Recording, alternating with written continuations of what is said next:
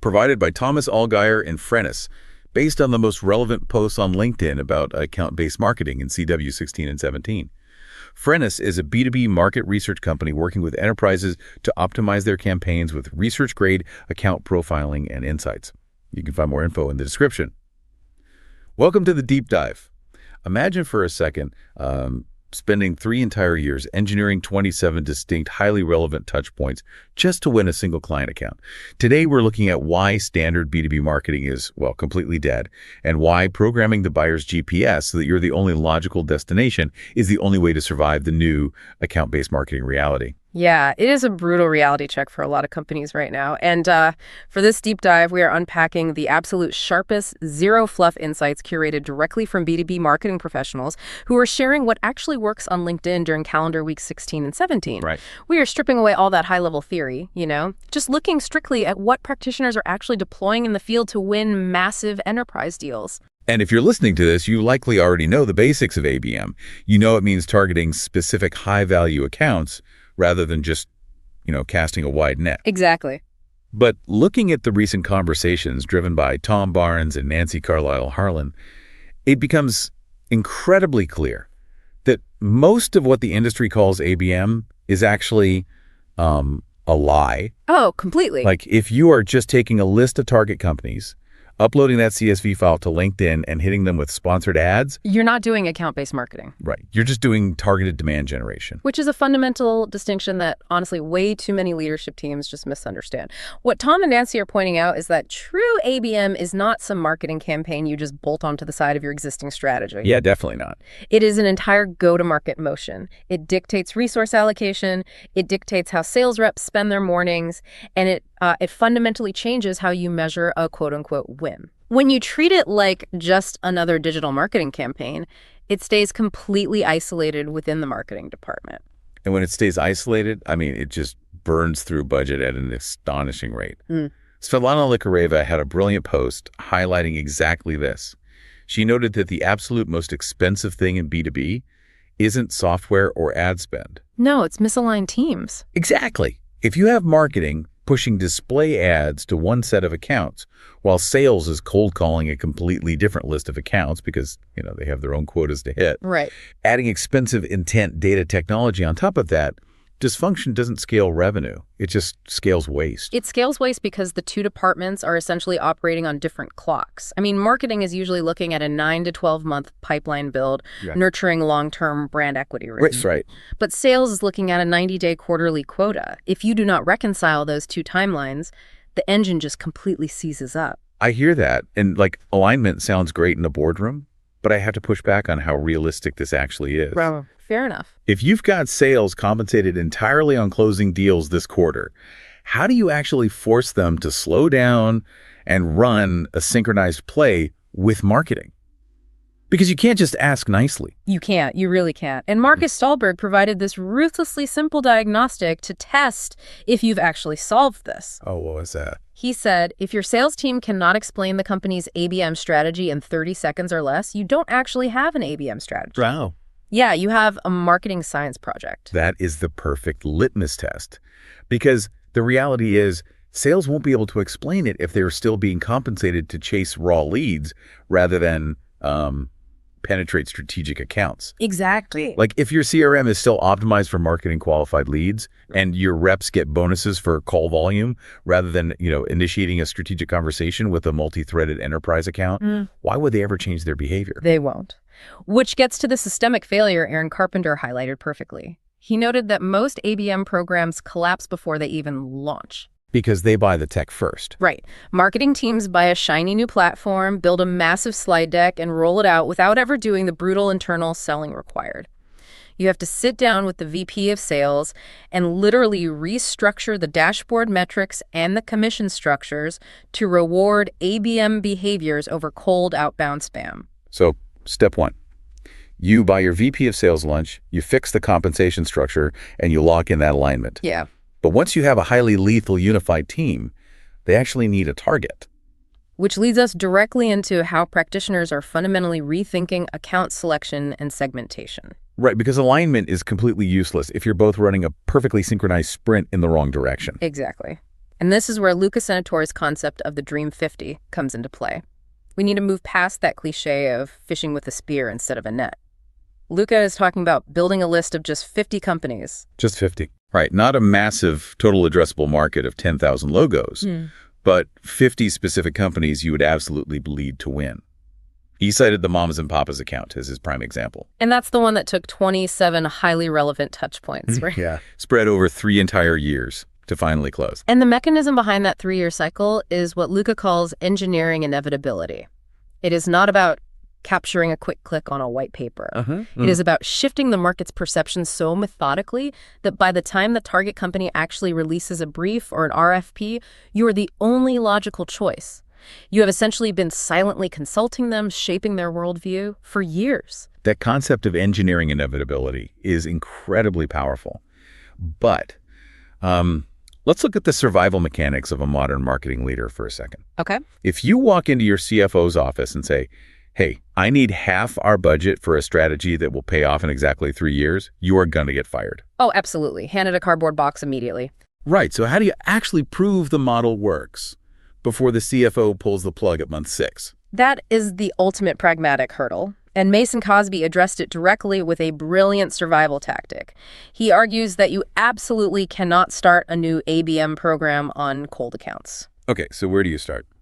Well, if you want to survive long enough to hunt the Dream 50, you have to start with accounts that already have deep context. Meaning accounts that already know exactly who you are. Yes. You go to close lost deals where the timing was just wrong, but the relationship was good. You go to your active pipeline where marketing can apply ABM tactics to accelerate the deal velocity. Oh, that makes sense. Or you go to current clients who are ripe for cross-selling and expansion. You prove the model's ROI, you get the quick wins on the board, and you use that revenue to buy yourself the runway to go after the cold multi-year targets. It's purely about funding your own survival. Yeah. But, once you do have that runway, how do you pick those cold targets without just guessing? Jay Gorga shared an interview with Fabiana Carpio Brunetti at NetApp that completely flips the standard targeting playbook on its head. And the standard playbook is usually someone picks a revenue goal, they scrape a massive firmographic list based on company size and industry, they ask sales for a wish list, and they tell marketing to go activate. Yeah, it's entirely subjective. Exactly. But Fabiana's approach at NetApp is strictly data first. Right. They completely refuse to be a lead factory, choosing instead to be a growth multiplier. Instead of guessing, they look at pipeline momentum and propensity data. They look for companies showing mathematical signs of motion in the market, build the target list purely from those quantitative signals, and then take it to the sales team to validate. And when you combine that level of data-first targeting with hyper-specific segmentation, the results are just staggering. Kerry Kokokoglu shared a playbook where he built a Fortune 500 ABM program from $0 to $2.5 million in qualified pipeline in just 8 months. Wow. The mechanics of Kerry's success are fascinating because it wasn't just about grouping accounts by industry. They used a tiering model, but they split their intent clusters based on the exact keyword phrases the buying committee was researching. Right. So if one cluster of accounts was searching for CSAT improvement, meaning they're actively researching how to boost their customer satisfaction scores, they receive a completely different messaging track than accounts searching for cost reduction. Because by aligning the messaging strictly to the explicit pain point the account was already researching, they weren't just personalizing the company name in an email, they were personalizing the business case, and that instantly doubled their conversion rates. But the most counterintuitive move Kerry made to get those numbers, he completely ungated all of their top-of-funnel content. Which is terrifying for traditional demand gen marketers because you lose that immediate email capture. Exactly. But let's look at why ungating works so well in an ABM context. By removing the friction of a mandatory form fill, buyers can consume 3, 4, or 5 heavy pieces of your content in a single session. Yeah, that makes a lot of sense. That frictionless binge reading behavior is actually a far stronger mathematical indicator of true buying intent than someone reluctantly giving you a fake email address just to download one PDF. Ungating their content increased their reach by 70%, simply because they stopped treating their own best insights like hostages. And that binge reading behavior is the perfect bridge into how practitioners are fundamentally rethinking the way we read buying signals. Because you have your aligned team and you have your highly segmented target list. But the hardest variable in enterprise sales is timing. Yeah, timing is everything. Brendan Redlinger argued recently that traditional ABM relying on static lists and basic intent data is entirely broken. He noted that signal-based go-to-market is the winning formula now. It requires personalization, relevance, and absolute perfect timing. But nailing that timing is incredibly difficult because of where the most valuable signals actually live. Steve Armenti introduced a concept that should be a massive wake-up call for anyone relying on standard marketing software, and that is dark signals. It's a critical concept. Traditional intent data, like tracking an IP address that visits your pricing page or downloads a syndicated white paper that only captures about 40% of the actual buying motion. Right. The other 60% happens completely in the dark. Well, I'm going to put an analogy to this because dark signals sounds a bit like a buzzword until you look at the mechanics. Relying only on traditional intent data is like relying on a highway billboard to know where a car is driving. Okay, I like this. A website visit just tells you they drove past your billboard. A dark signal is like tapping directly into the car's GPS. A dark signal is when an executive at your target account complains about their current vendor in a private Slack channel or asks for software recommendations in a niche Reddit forum or engages deeply with your competitor's content on LinkedIn. That analogy highlights the core difference perfectly because traditional signals show interest. Dark signals show urgency. Huge difference. A website visit means they are casually researching a category. Complaining in a peer-to-peer community means they are frustrated, actively evaluating alternatives, and ready to buy right now. If you miss the dark signals, you miss the urgency. And we miss them because too many teams are still waiting for buyers to come to us and fill out a contact us form. Julie Dorr pointed out the reality of modern procurement. The technical lead is in one room reading your API documentation, the CFO is in another room reading case studies on ROI, and the end user is watching product demos on YouTube. You cannot look at a single lead's activity anymore. You have to zoom out and analyze the entire group's research patterns across different topic clusters to see if an internal consensus is actually forming. Which makes mapping your content to those specific stages absolutely critical. Om Prakash Karupanan issued a great warning here. Clicks do not equal pipeline. Yes. If you detect a dark signal that an account is vendor unaware, meaning they know they have a problem, but they don't even know your company exists, and you send them a dense 15-page implementation guide, you look desperate and completely out of touch. Conversely, if the account is deep in the weeds, building a granular business case for their finance team, and you send them a high-level, fluffy thought leadership piece about the future of B2B, you actively destroy your internal champion's credibility with their boss. Yeah, that's the worst. You have to precisely match the asset to the micro stage of the buying committee. So how do you navigate that early stage gracefully when you know they're researching, but they haven't raised their hand? Andrei Zinkovich shared a brilliant tactic his team uses called account love letters. Oh, this is a masterclass in human psychology. Instead of sending a cold pitch, his team uses their account research to write highly thoughtful LinkedIn posts that publicly feature their target accounts. They will highlight a recent strategic move the company made, praise a brilliant new executive hire, or break down why their recent funding round was so smart. It completely flips the dynamic. You are initiating a dialogue and creating natural awareness by celebrating their success in public. Human reciprocity kicks in, their executives naturally comment and engage with the post, and you've started a relationship without ever sending a self-serving pitch. But we have to pause and look at the sheer operational weight of everything we've just discussed. Oh yeah, it's a lot.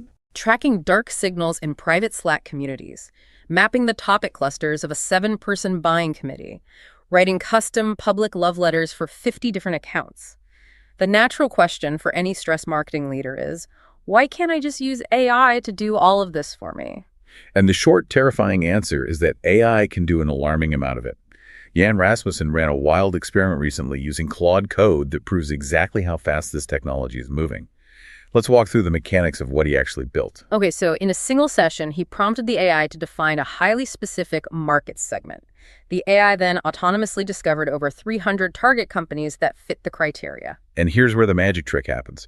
Instead of relying on rigid CRM rules, he had the AI write a custom Python scoring script. Wow. Yeah. This script dynamically weighted variables like recent hiring surges or specific tech stack deployments to aggressively tier those 300 companies. The AI then enriched all the contact data through third-party providers and pushed a fully prioritized, scored pipeline directly into his CRM. From a completely blank slate to a fully scored enterprise hit list in one sitting, the sheer velocity of that workflow is just incredible. It's a superpower, but it is also a massive hazard if used incorrectly. Vanita Makija immediately raised a crucial red flag about this exact capability. She argued that most ABM teams do not actually have an AI problem, they have a sequence problem. By sequence problem, she means teams are skipping the foundational work. They haven't fixed their sales alignment, they haven't refined their core messaging, and they haven't built a unique point of view. Right. They just take their broken, generic marketing strategy and plug it into a hyper-fast AI engine. Exactly. If your value proposition is weak, feeding it into a Python script doesn't generate more pipeline, it just weaponizes your bad marketing. Yeah. You generate spam faster, and you burn through your entire total addressable market in a fraction of the time it used to take. Enoch Pakinati took this a step further, pointing out the ultimate limitation of the technology. He noted that AI is brilliant at automating outbound logistics, but it cannot automate an actual experience. He advocates for shifting our mindset from account-based marketing to account-based experience, ABX. That is the defining line. You can automate a Python scoring script, but you absolutely cannot automate an intimate CXO dinner. Definitely not. You cannot automate a peer-to-peer roundtable where buyers build genuine trust with each other. You cannot automate a collaborative podcast where you invite a target account to co-create content with you.